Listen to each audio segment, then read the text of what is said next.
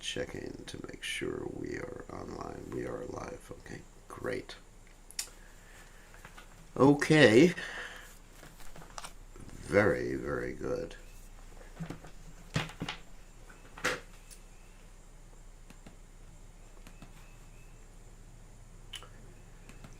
Okay, welcome everybody to the evening class reading of Krishna book. And let's chant first.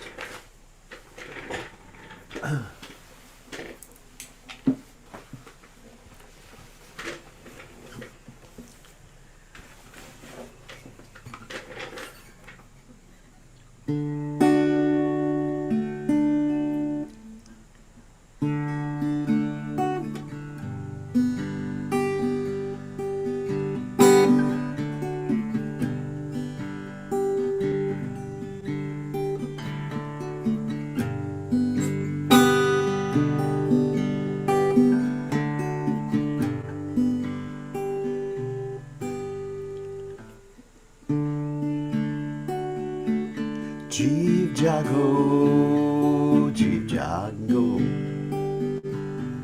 Gorachanna bole.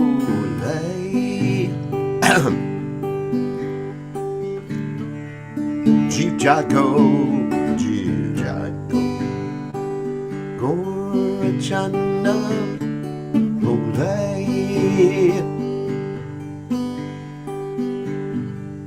Kotan Indra Maya Isachira Gole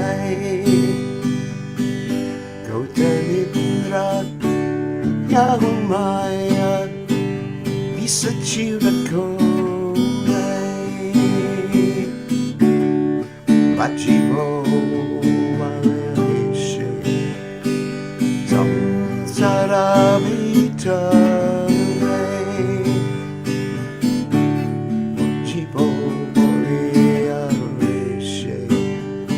Samsara Vitare Yaro Hili to me Avijara Bare Yaro Hili to me Vijara Bare Tomare Laite Avatara Tomare Loite Yami Oinu Avatara Amina Banduara Kaya Chetomara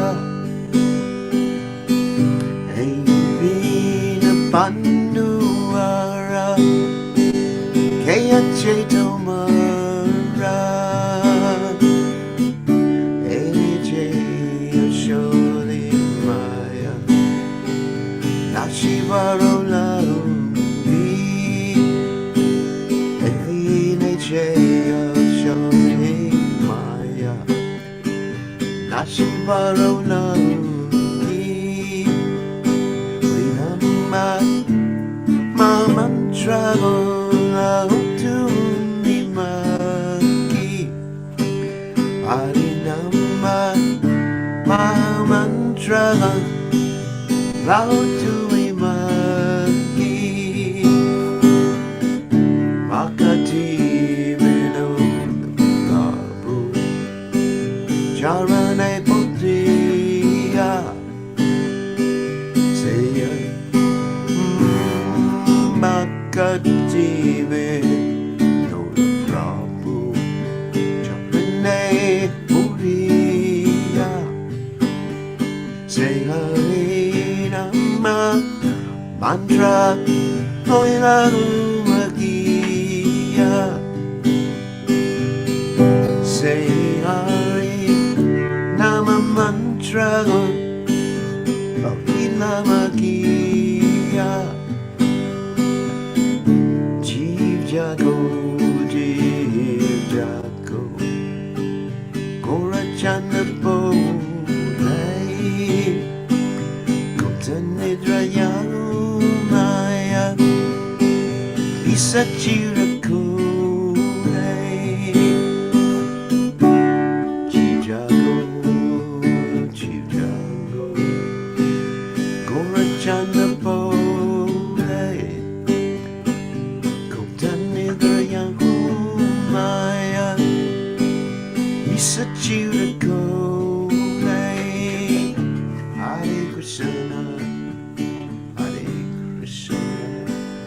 Krishna Krishna Hare Hare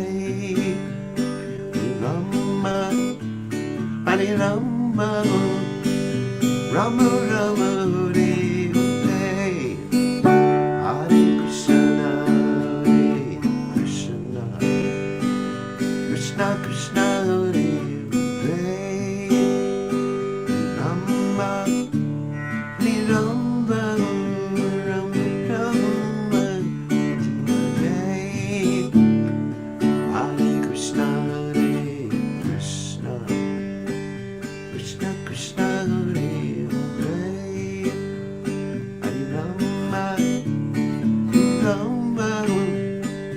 Rama Hare Hare Krishna Hare Krishna Krishna Krishna Hare Hare Hare Rama Hare Rama Rama Rama Hare Ya Prabhupada Prabhupada Jaya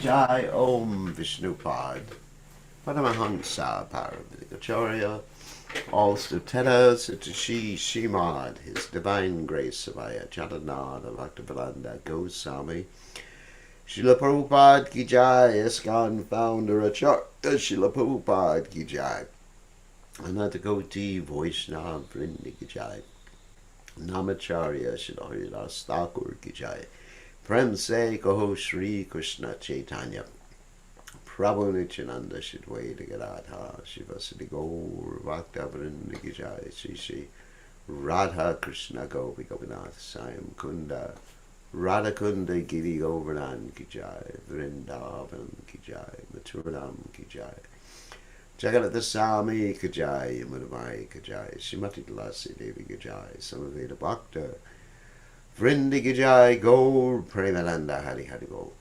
All glories to the assembled devotees, all glories to the assembled devotees, all glories to the assembled devotees, all glories to Shri Guru and Gauranga Srila Prabhupada Ki Jai, Nama Om Vishnupadaya Krishna Prastaya Udve Shivati Bhaktivedanta Swamini Namani Namaste Saraswati Devi Gauravani Pacharni Nivashesha Shunyavadi Paschatya Deja Tarni. So, we're going to continue with our Krishna book reading.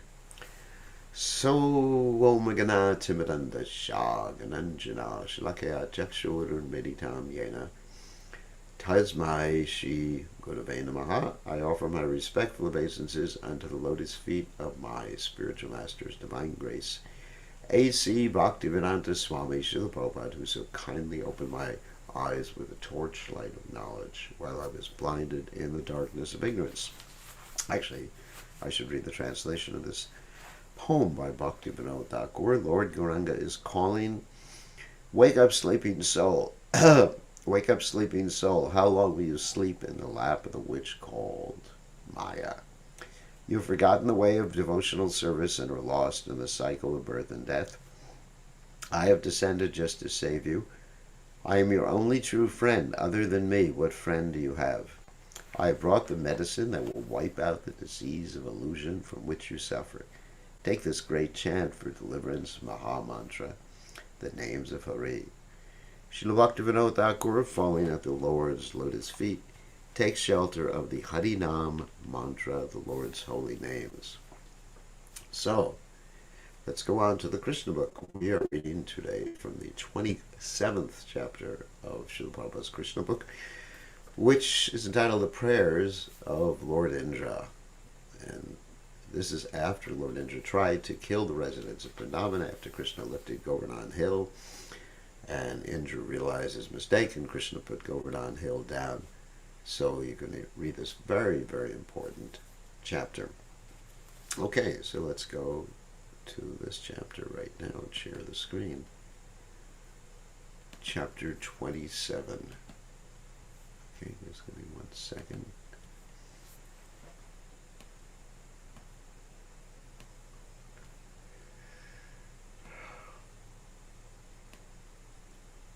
Here we go. Prayers by Indra, the King of Heaven. When Krishna saved the inhabitants of Vrindavan from the wrath of Indra by lifting Govardhan Hill, a Surabhi from Goloka Vrindavan, as well as King Indra from the heavenly planets, appeared before him.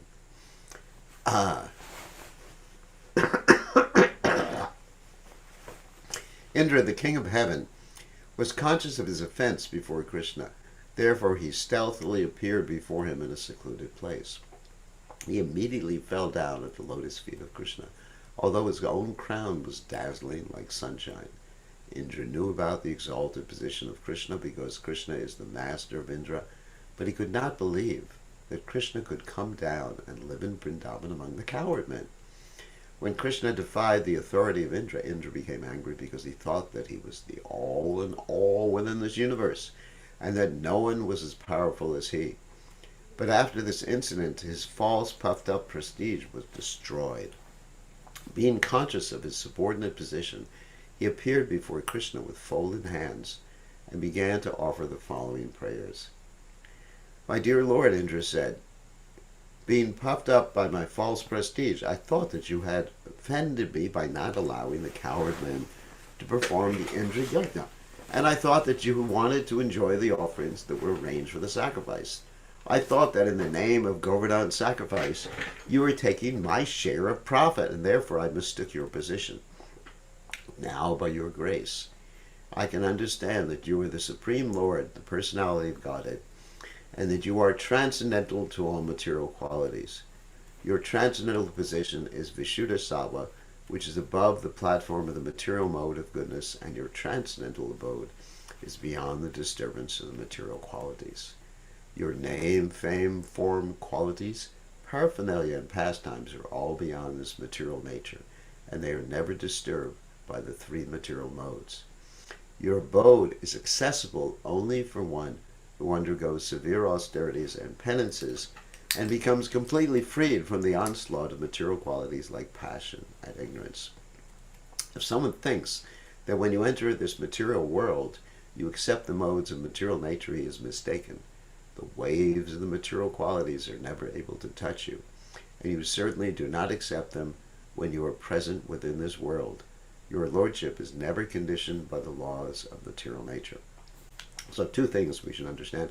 First of all, Indra brought Surabhi, the transcendental cow, with him to pacify Krishna, because he thought if the cow was presented first, then guess what?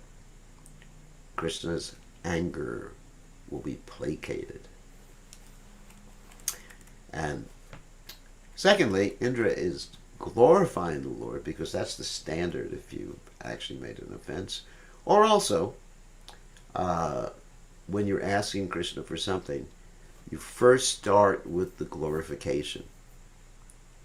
And actually, this is a standard even in the material world. If you have to request something from someone, usually, if it's a polite exchange, you glorify them or say something nice about them and their family.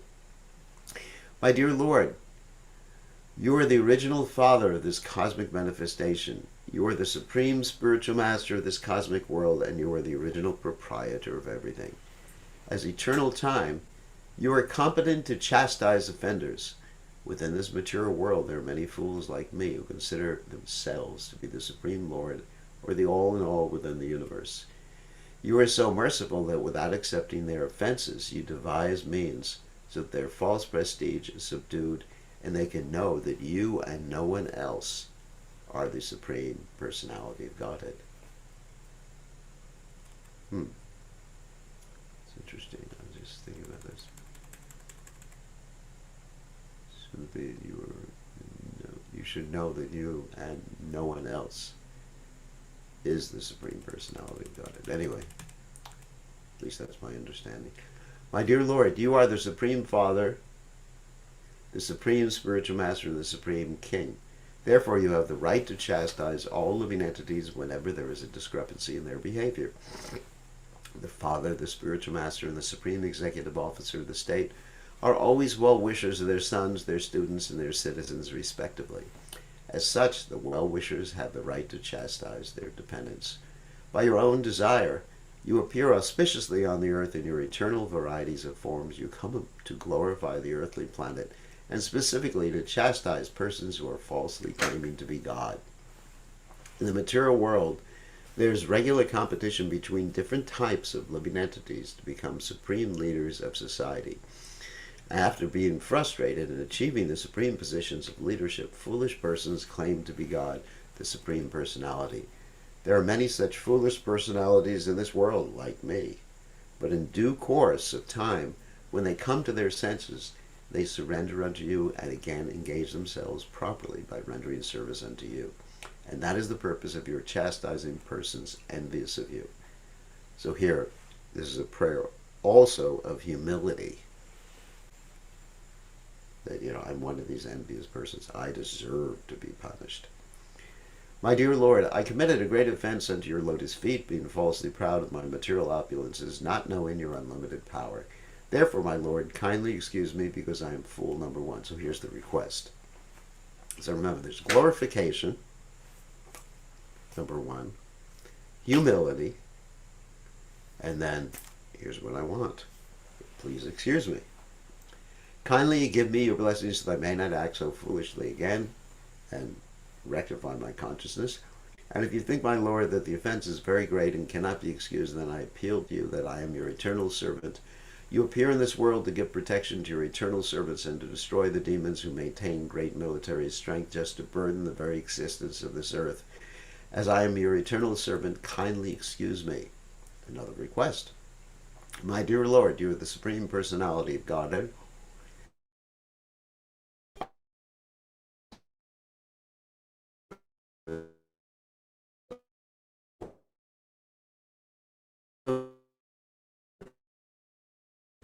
Please accept my prostrated obeisances. You are the personification of supreme knowledge. You can appear anywhere according to your desire in any one of your eternal forms. You are the root of all creation and the supreme soul of all living entities. Due to my gross ignorance, I created a great disturbance in Vrindavan by sending torrents of rain and a heavy hailstorm. I acted out of severe anger caused by your stopping the sacrifice, which was to be held to satisfy me. But, my dear Lord, you are so kind to me that you have bestowed your mercy upon me by destroying all my false pride. I therefore take shelter of your lotus feet, my dear Lord. You are not only the supreme controller, but also the spiritual master of all living entities. So it's just like glorifying, forgive me, I'm really nervous, I'm going to get punished. That's praised by Lord Indra. Lord Krishna, the Supreme Personality of Godhead, smiled beautifully and then replied in a grave voice like a rumbling cloud, my dear Indra, I stop your sacrifice just to show you my causeless mercy and to remind you that I am your eternal master. I am the master not only of you, but of all the other demigods as well. You should always remember that all your material opulences are due to my mercy. No living entity can independently become opulent. One must be favored by my mercy.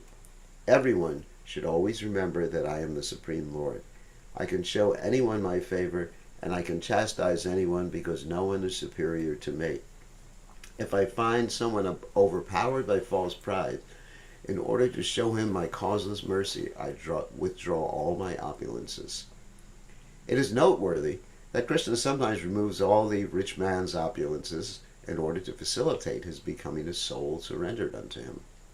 This is a special favor of the Lord. Sometimes it is seen that a person is very opulent materially, but due to his devotional service to the Lord, he may be reduced to poverty. One should not think, however, that because he worshipped the Supreme Lord, he became poverty-stricken. The real purport is that when a person is a pure devotee, but at the same time by miscalculation wants to lord it over the material nature, the Lord shows his special mercy by taking away all material opulences until at last he surrenders unto the Supreme Lord. After instructing Indra, Lord Krishna asked him to return to his kingdom in the heavenly planets and to remain always that he is never always that he is never the supreme but is always subordinate to the Supreme Personality of Godhead. He also advised him to remain as king of heaven but to be careful of false pride. After this, the transcendental Surabhi cow, who had come with Indra to see Krishna, offered her respectful obeisances unto him and worshipped him. The Surabhi offered her prayer as follows: My dear Lord Krishna, you are the most powerful of all mystic yogis because you are the soul of the complete universe, and only from you has all this cosmic manifestation taken place. Therefore, although Indra tried his best to kill my descendant cows of Vrindavan, they remained under your shelter, and you have protected them all so well. We do not know anyone else as the Supreme, or do we go to any other god or demigods for protection. Therefore, you are our Indra. So the greatest. You are the Supreme Father of the whole cosmic manifestation, and you are the protector and elevator of all the cows, demigods, and others who are pure devotees of your lordship. O super soul of the universe, let us bathe you with our milk, for you are our Indra. O Lord, you appear just to diminish the burden of impure activities on this earth. Then the Surabhi cow bathed Krishna with her milk, and Indra bathed him with the water of the celestial Ganges through the trunk of his carrier elephant. After this, the Surabhi cows and all the demigods and their mothers joined the heavenly king Indra in worshipping Lord Krishna by bathing him with Ganges water and the milk of the Surabhis. Thus Govinda, Lord Krishna, was pleased with all of them, the residents of all the higher planetary systems such as Gandharvaloka, Vidyadhara Loka, Siddhaloka, and Gacharana Loka, all combined and glorified the Lord by chanting his holy name as their wives and damsels danced with great joy. They very much satisfied the Lord by incessantly pouring flowers from the sky. When everything was very nicely and joyfully settled, the cows overflooded the surface of the earth with their milk. The water of the rivers began to flow with various tasty liquids and give nourishment to the trees, producing fruits and flowers of different colors and tastes. The trees began to pour drops of honey. The hills and mountains began to produce potent medicinal plants and valuable stones. Because of Krishna's presence, all these things happened very nicely. And the lower animals, who were generally envious of one another, were envious no longer.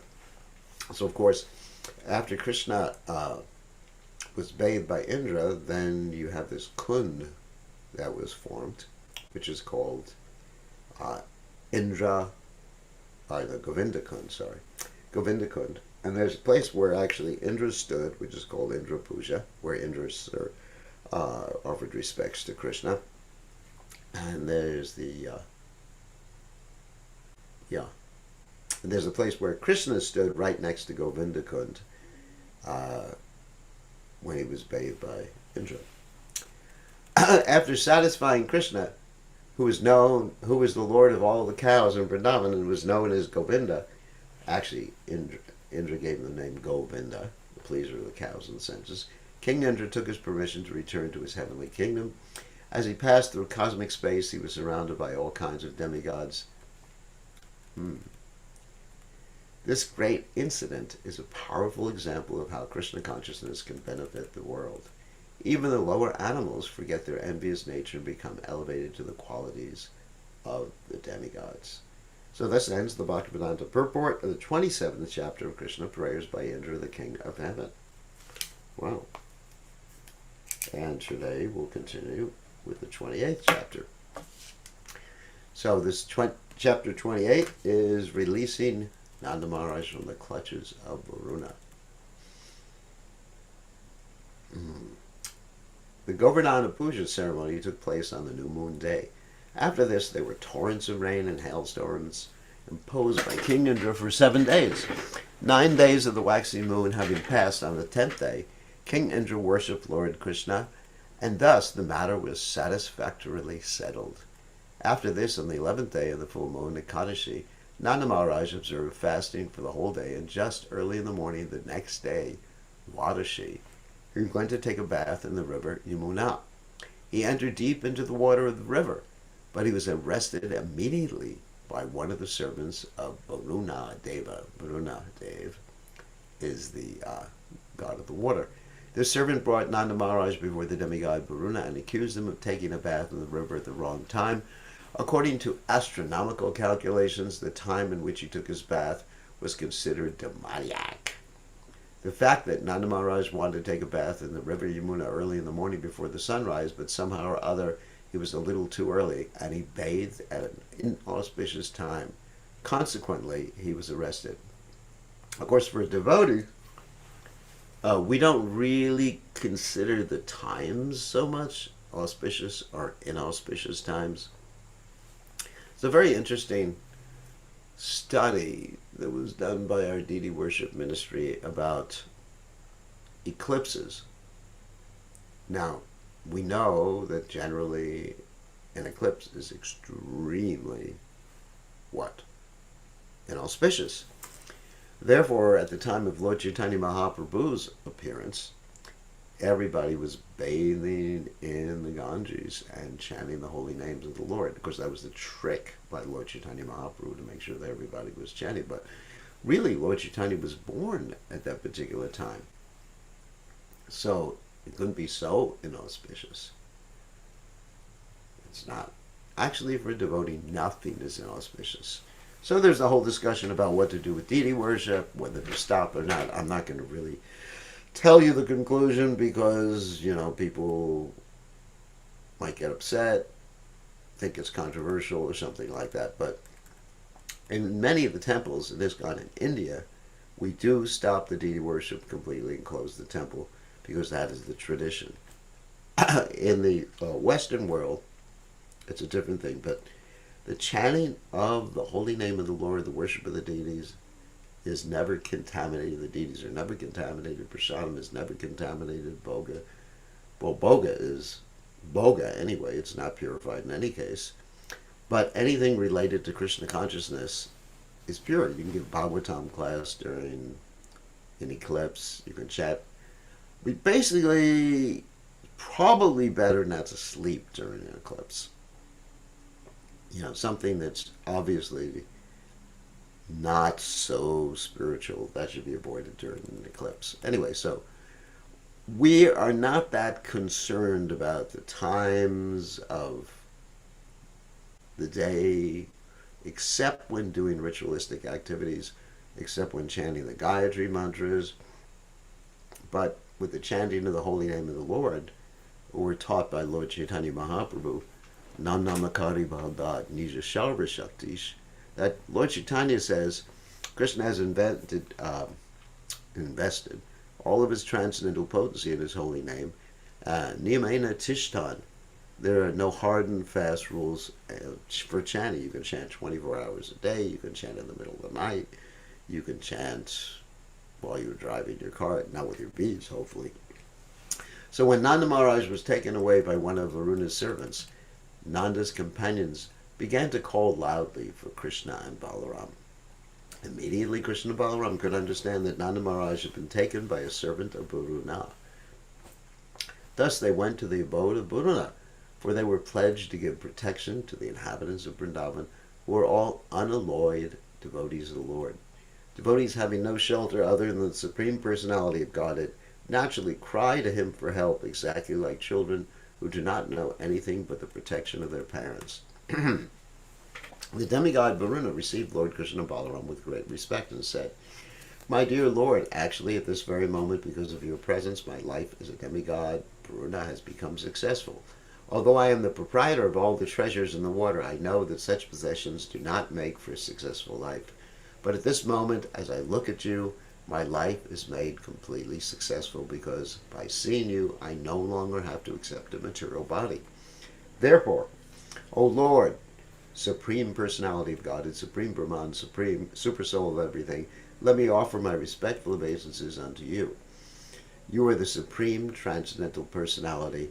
There's no possibility of imposing the influence of material nature upon you. I am very sorry that my foolish man, not knowing what to do or what not to do, has mistakenly arrested your father, Nanda Maharaj. So I beg your pardon for the offense of my servant. I think it was your plan to show me your mercy by your personal presence here. My dear Lord Krishna Govinda, be merciful upon me. Here is your father. You can take him back immediately. In this way, Lord Krishna, the Supreme Personality of Godhead, rescued his father and presented him before his friends, bringing them great jubilation. Nanda Maharaj was surprised that although the demigod was so opulent, he offered such respect to Krishna. This was very astonishing to Nanda, and he began to describe the incident to his friends and relatives with great wonder. Actually, although Krishna was acting so wonderfully, Nanda Maharaj and Mother Yashoda could not think of him as the Supreme Personality of Godhead. Instead, they always accepted him as their beloved child. Thus, Nanda Maharaj did not accept the fact that Varuna worshipped Krishna because he is the Supreme Personality of Godhead. Rather, he took it that because Krishna was such a wonderful child, he was respected even by Varuna. The friends of Nanda Maharaj, all the coward men, became eager to know if Krishna was actually the Supreme Personality, and if he was going to give them all salvation. When they were all thus consulting among themselves, Krishna understood their minds, and in order to assure them of the destiny in the spiritual kingdom, he showed them the spiritual sky. Generally, ordinary persons are engaged simply in working hard in this material world, and they have no information that there is another kingdom or another sky, which is known as the spiritual sky, where life is eternal, blissful, and full of knowledge. As it is stated in Bhagavad Gita, a person returning to that spiritual sky never returns to this material world of death and suffering. So remember, Prabhupada used the word returning to that spiritual sky. That means we were there once. Krishna, the Supreme Personality of Godhead, is always eager to give information to the conditioned soul that there is a spiritual sky far, far beyond this material sky, transcendental to the innumerable universes created within the total material energy. Krishna is, of course, always very kind to every conditioned soul, but as stated in the Bhagavad Gita, he is especially inclined to the pure devotees. Hearing their inquiries, Krishna immediately thought that his devotees in Vrindavan should be informed of the spiritual sky and the Vaikuntha planets therein. Within the material world, every conditioned soul is in the darkness of ignorance. This means that all conditioned souls are under the concept of the bodily existence. Everyone is under the impression that he is of this material world, and with this concept of life, everyone is working in ignorance in different forms of life. The activities of the particular type of body are called karma, or fruit of action. All conditioned souls, being under the impression of the bodily concept, are working according to their particular type of body. These activities are creating their future conditioned life. Because they have very little information of the spiritual world, they do not generally take to spiritual activities, which are called bhakti yoga. Those who successfully practice bhakti yoga go directly to the spiritual world after giving up this present body, and there they become situated in one of the Vaikuntha planets. The inhabitants of Vrindavan are all pure devotees. Their destination after quitting the body is Krishna Loka. They even surpass the Vaikuntha Lokas. The fact is that those who are always engaged in mature Krishna consciousness, pure devotional service, are given the chance after death to gain Krishna's association in one of the universes within the material world. Krishna's pastimes are continuously going on, either in this universe or another universe, just as the sun globe is passing over many places across the earthly planet. So Krishna Lila, or the transcendental advent and pastimes of Krishna, are also going on continuously, either in this or another universe. Prabhupada called that a routine spool. In other words, in some universe, Krishna is being born in Mathura, and then being transported to Vrindavan. In other universes, Krishna is killing the Putana. And other universes, Krishna is dancing with the gopis. All these pastimes are going on continuously in some universe, and also they are going on in Goloka Vrindavan in the spiritual world. The mature devotees who have completely executed Krishna consciousness are immediately transferred to the universe where Krishna is appearing. In that universe, the devotees get their first opportunity to associate with Krishna personally and directly. The training goes on, as we see in the Vrindavan Leela of Krishna within this planet. Krishna therefore revealed the actual features of the Vaikuntha planets so that the inhabitants of Vrindavan could know their destination. So, of course, amongst the inhabitants of Vrindavan that Krishna is enacting his pastimes with, there are Nityasiddha devotees and Sadhan-siddha devotees, maybe some Kripa-siddha devotees too. But Prabhupada's pointed out here that when and if we become completely Krishna conscious, the next life, we don't directly go back to the spiritual world, Goloka Vrindavan. We actually take birth where Krishna's pastimes are taking place in some universe, maybe not this universe, in some universe, and then we get trained up. That's what Prabhupada says right here, is training. Now, where's that word training previously in the Verda? Mature devotees, where's Krishna? Anyway, Prabhupada did say that. Thus, as Krishna showed them the eternal, ever-existing spiritual sky, which is unlimited and full of knowledge. Within this material world, there are different grades of forms, and according to the grade, knowledge is proportionally manifested. For example, the knowledge in the body of a child is not as perfect as the knowledge in the body of an adult man. Everywhere, there are different grades of living entities, in aquatic animals, in the plants and trees, the reptiles and insects, in birds and beasts, and in the civilized and uncivilized human forms of life. Above the human form of life, there are demigods, charanas, and siddhas, on up to Brahmaloka, where Lord Brahma lives, and among those demigods there are always different grades of knowledge. But past this material world in the spiritual sky, everyone is in full knowledge, and therefore all the living entities there are engaged in devotional service to the Lord, either in the Vaikuntha planets or in Krishna Loka. As it is confirmed in the Bhagavad Gita, full knowledge means knowing Krishna to be the Supreme Personality of Godhead. In the Vedas and the Bhagavad Gita, it is also stated that in the Brahmajyoti or spiritual sky, there is no need of sunlight, moonlight, or electricity.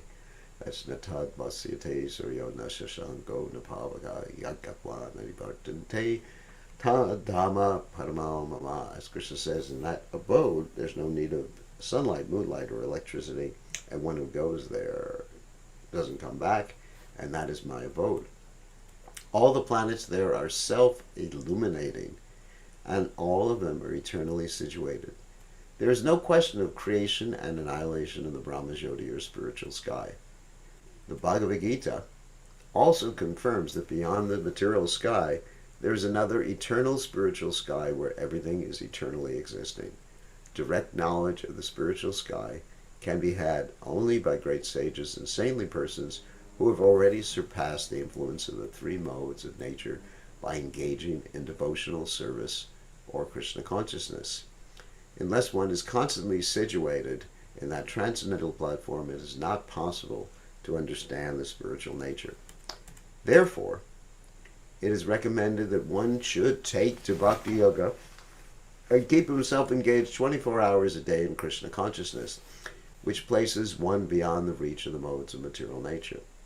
And of course, that's also the Bhagavad Gita verse, Mam chiyo vyavicharena bhakti yogena sevatai sagunan samati chaitan brahmabhuyaya kalpatai. One who engages fully in devotional service.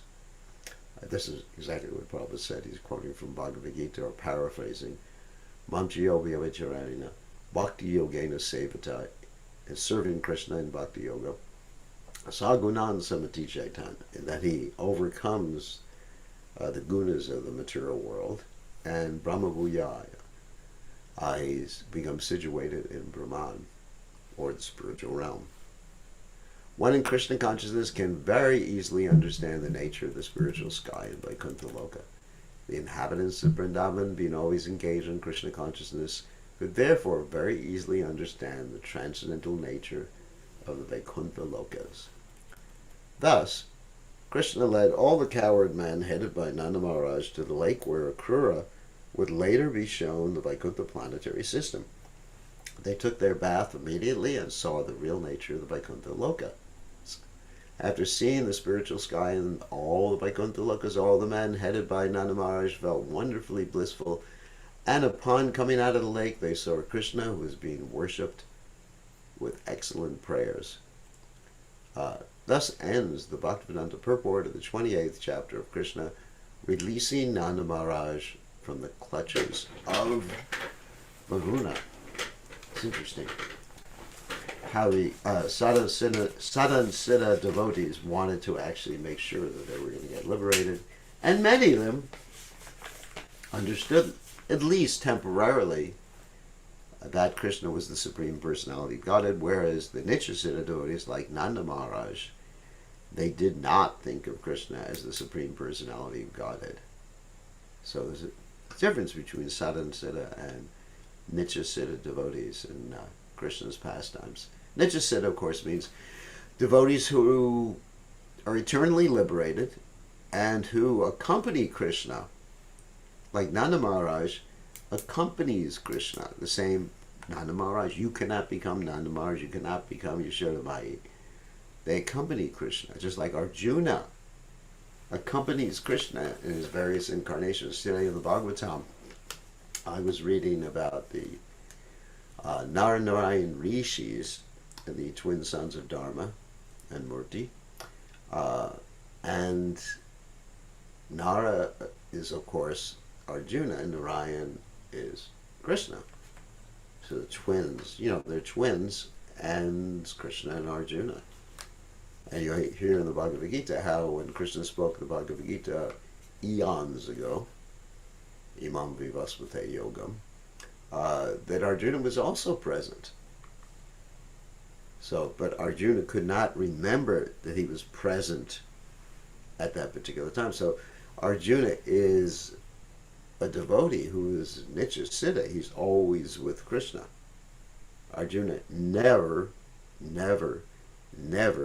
was in this material energy. Although in the Bhagavad Gita, it may appear that Arjuna was in the material energy because he starts to lament, he's attached to his family. This is all under Krishna's Yogamaya potency to bring out different moods, to have this Rasika exchange with Arjuna, and obviously to enable the Bhagavad Gita to be spoken. So tomorrow we'll start with the introduction to the Rasa dance. I didn't want to go halfway through this chapter today, so I think we can take some questions and maybe end early, or if people have more questions, we can end at the regular time.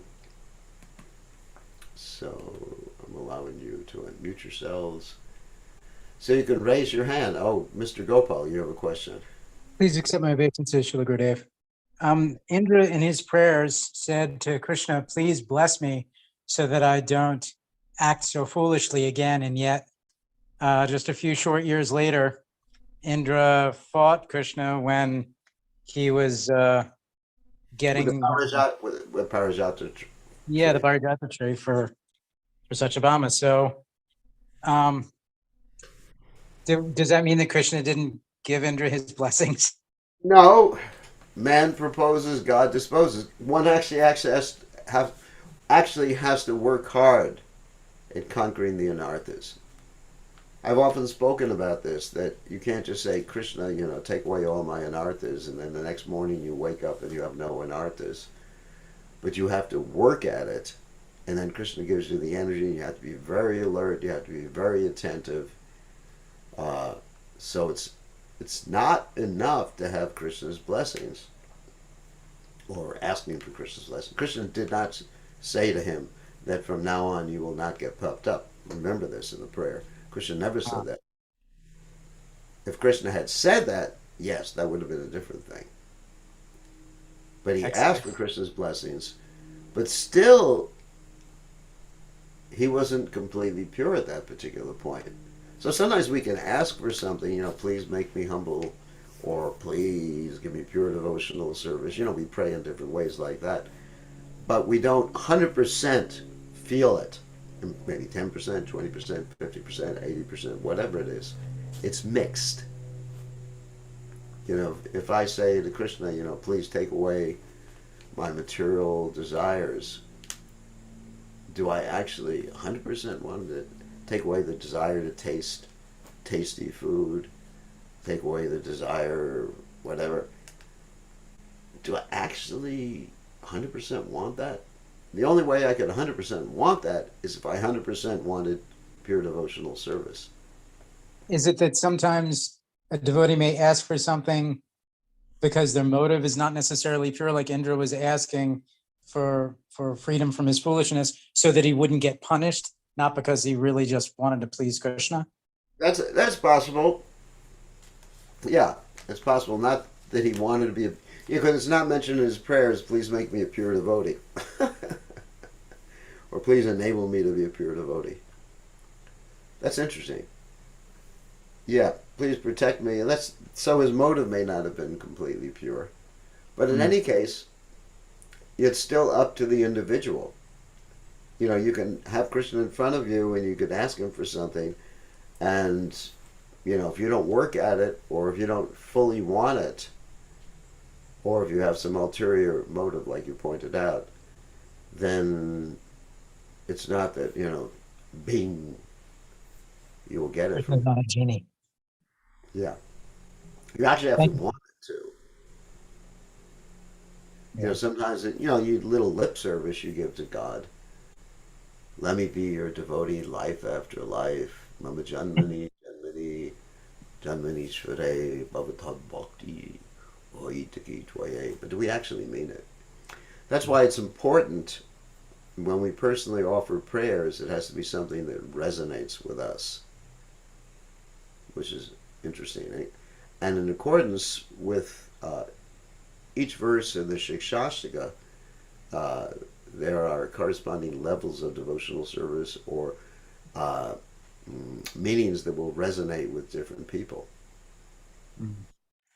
Thank you. Like you say, if I recite the verse Yugayitam Yamishena Jakshusha Pravashaitam Shunyayitam Jagat Sarvam Govinda Vidahename. Oh Krishna, feeling your separation, I'm considering a moment to be like 12 years or more. Tears are flowing from my eyes like torrents of rain. I'm feeling all vacant, that the whole world is vacant in your absence. Uh, we can say that, and certainly we do. Here in the temple, we recite the Shikshashtaka prayers every morning. But do we actually feel like that? We're thinking, well, when I'm sleeping, I can forget you, for at least 6 hours, 7 hours a night. It doesn't bother us. It doesn't bother us at all. So, I mean, how much emotional content or heart content are we actually putting into the prayers? So, that's the point. And Krishna sees, actually, this is a really interesting point. Krishna sees not so much what you say, but what you mean. You understand? Just like we learn in empathic communication, not to listen so much to the words, but to hear what the person is asking for or expressing behind the words.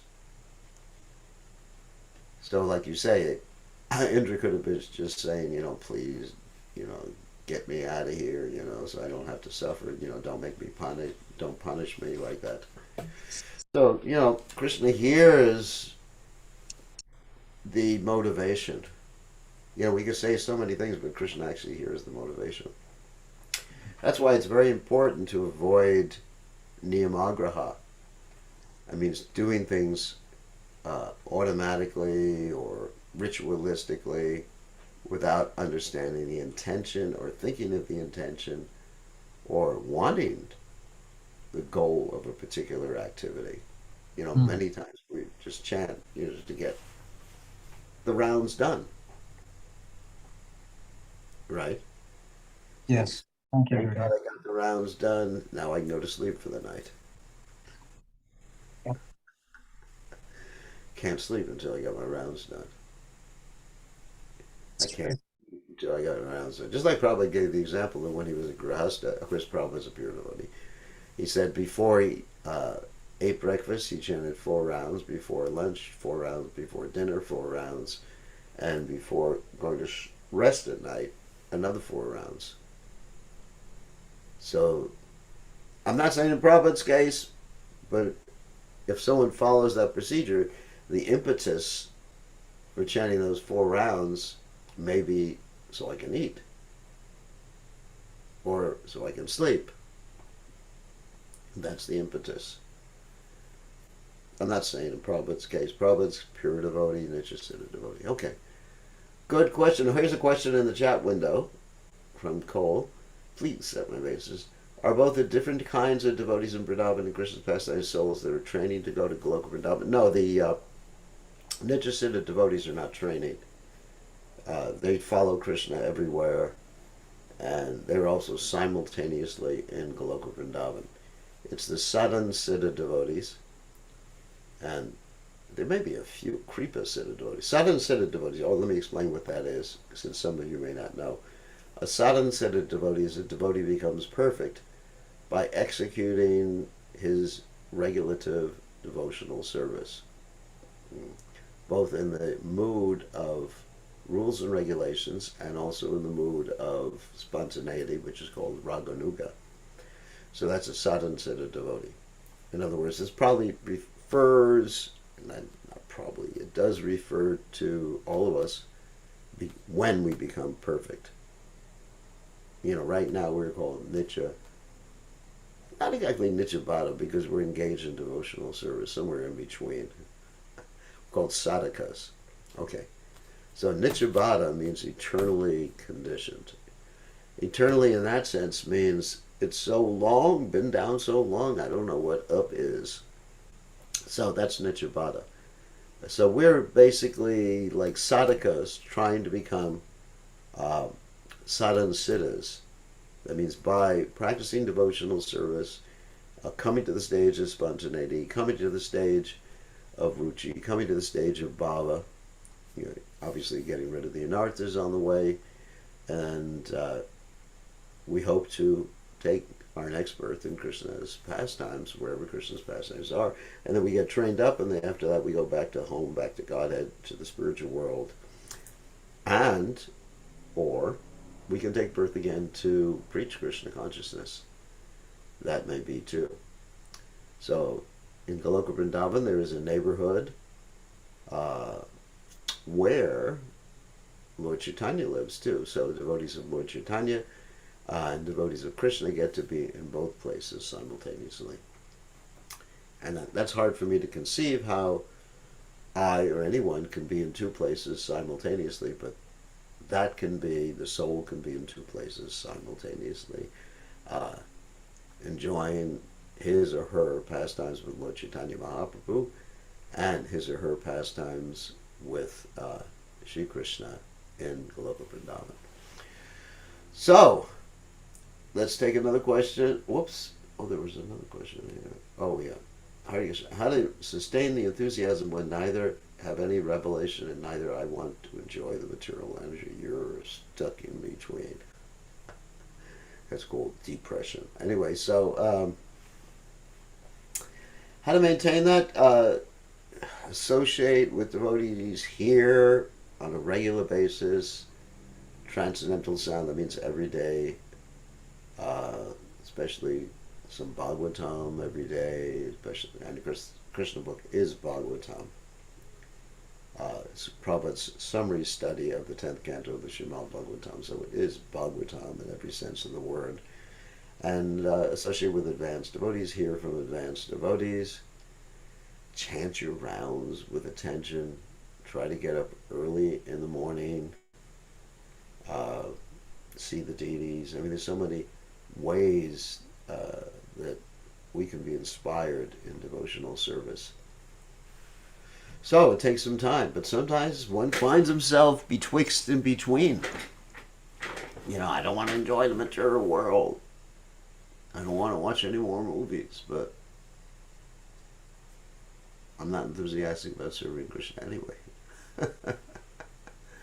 that's a difficult situation to be in between the two extremes, and the way to get out of that is really uh, it's really an interesting situation.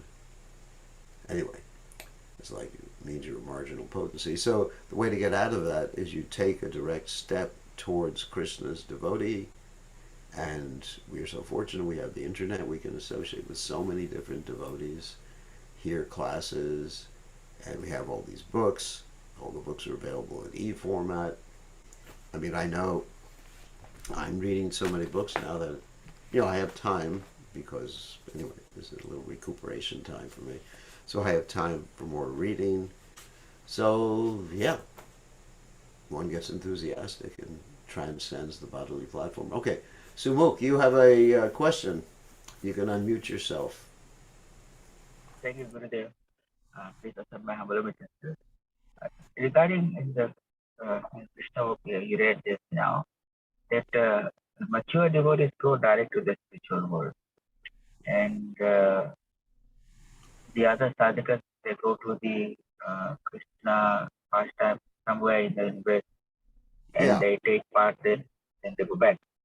So what happens if for example, if I'm trying to be a sadhaka devotee and when I die and I go to the other universe where Krishna is doing the pastime, and Yeah. maybe Krishna is born, maybe Krishna is taking birth in that in Gokul, and after I also take birth there as a child, and after 10 days, uh, Kamsa sent Putna to kill all the babies, and I could be one of the babies dead.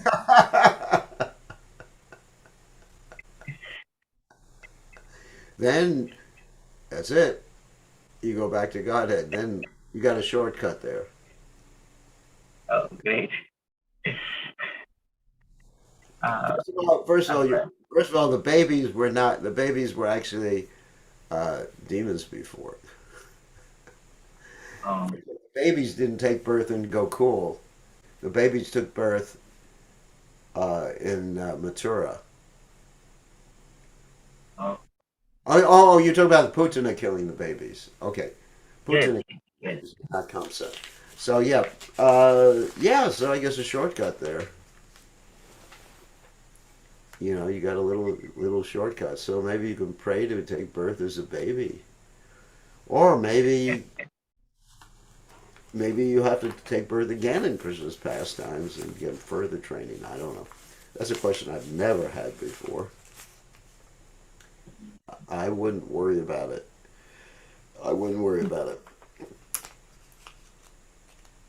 So How does one become a mature devotee? Then go direct to the spiritual world. how does one become a mature devotee?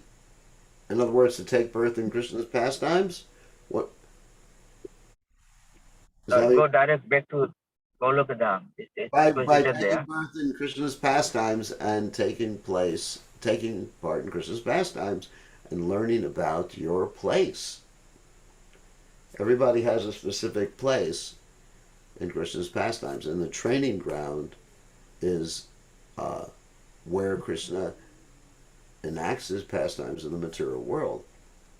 That's the training ground. Just like before you go fighting in the army, you have to go for basic training.